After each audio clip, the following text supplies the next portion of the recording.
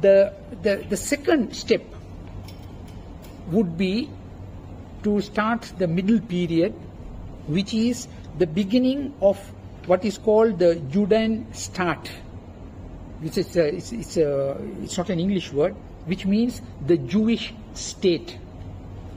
Now, this is a book that was authored by Theodor Herzl, who is the founder, who is famous to be the founder of Zionism, in 1895.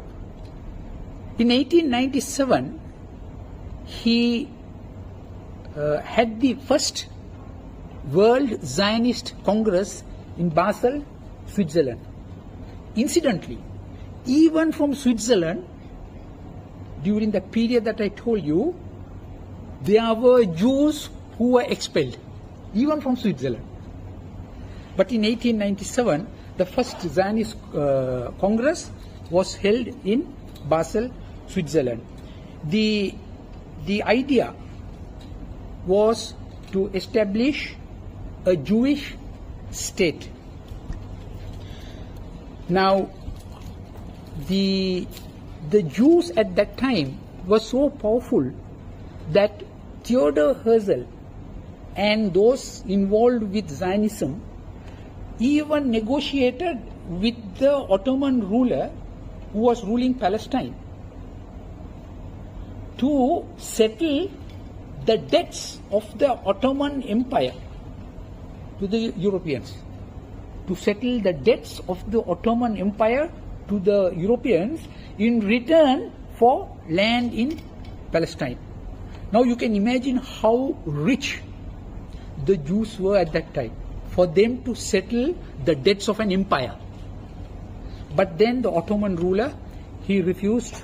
He said no. That is because he knew he knew the ulterior motives of the Zionists. So he refused. But then the Zionists kept on negotiating with the Britishers. And then came World War I in 1914.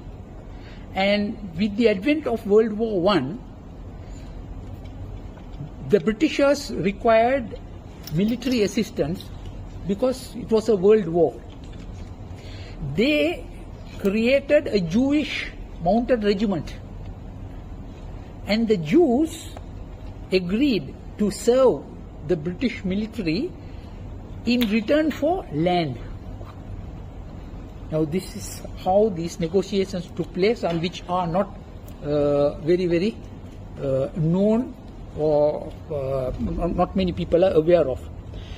Now this was the agreement between the British and the Zionists, and this gave way to what is called the 1917 Balfour Declaration, where Lord Balfour, he gave in writing that a Jewish state will be established, will be created in the land of Palestine.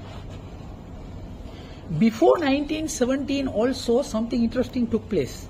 That was in 1916, which is called the Sykes-Picot Agreement. It was a secret agreement between Britain, France and Russia. It was a secret agreement. They had what is called the Triple Entente. Because of the world war that was going on, they had what is called the Triple Entente, Britain, France and Russia. And they had this famous Sykes-Picot agreement. It was a secret agreement. And what was that agreement? They knew that the Ottoman Empire is going to collapse. They were discussing in that meeting how to divide the entire Ottoman Empire for three different purposes. One, oil. Two, to secure trade routes. Three, to secure territory. And we see today all these Arab nations, small nations, the entire Middle East was cowed under the Sykes-Picot Agreement. And that is how portions of Lebanon and portions of North Africa, etc., went to France.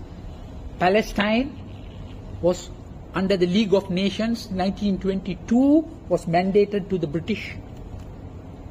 And and Russia took parts of East Europe. Now, geopolitically,